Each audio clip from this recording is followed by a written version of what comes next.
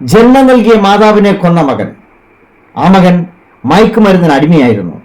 ഈ മയക്കുമരുന്നിനെ കേരളത്തിന്റെ മണ്ണിൽ നിന്നും എന്നേക്കും ആട്ടി ഓടിക്കും എന്ന് പ്രതിജ്ഞയെടുത്ത മുഖ്യമന്ത്രി ശ്രീ വി.ഡി. സതീശനോടൊപ്പം നമുക്കും ഒറ്റക്കെട്ടായി പ്രതിജ്ഞയെടുക്കാം.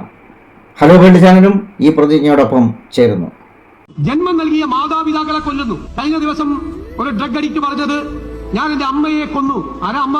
10 മാസം ഗർഭാശയത്തിൽ വെച്ച് കഷ്ടപ്പാടുകളും ദുരിതങ്ങളും അനുഭവിച്ച് അവനെ പ്രസവിച്ച് കുഞ്ഞി കൈ വളരുന്നു, കാല് വളരുന്നു എന്ന് നോക്കി തൊട്ടിൽ കെട്ടി താരാട്ട് പാടി വളർത്തി ഇവൻ വലിയ ഉയരങ്ങളിലേക്ക് എത്താൻ 3 നേരവും പ്രാർത്ഥനയോടുകൂടി വീട്ടിൽ കാത്തിരിക്കുന്ന ഒരു അമ്മയെ മകൻ കൊല്ലുകയാണ്. എനിക്ക് ജന്മം തന്നതിന്റെ പേരിലാണ് ഞാൻ എന്റെ അമ്മയെ കൊന്നത് എന്ന് അവൻ പോലീസിനോട് പറയുക. എവിടെ എത്തി നിൽക്കുന്നു? അത്ര ഭയാനകമായ ഒരു സ്ഥിതിവിശേഷമുണ്ട്. പല കുടുംബങ്ങളിലും നടക്കുന്ന കാര്യങ്ങൾ അവർ പുറത്തു പറയുന്നില്ല. എനിക്ക് ഒരുപാട് ആളുകൾ വന്ന്, ഒരുപാട് മാതാപിതാക്കൾ വന്ന് ഒരുപാട് സങ്കടങ്ങൾ പറഞ്ഞു.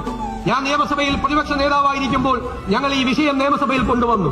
ഞാൻ നിറകണ്ണുകളോടെ പറഞ്ഞു, എന്റെ അടുത്ത് വന്ന് ഈ അഡിക്സ് ഉള്ള വീടുകളിലെ മാതാപിതാക്കൾ, കുടുംബാംഗങ്ങൾ പറഞ്ഞ കാര്യം എനിക്ക് പുറത്തു പറയാൻ പറ്റില്ല.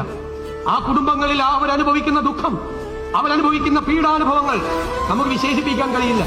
കാരണം ഇവരെ നിയന്ത്രിക്കുന്നത് അവരല്ല, ഈ മയക്കുമരുന്നാണ്. നമുക്കൊരു പ്രതിജ്ഞ എടുക്കണ്ടേ?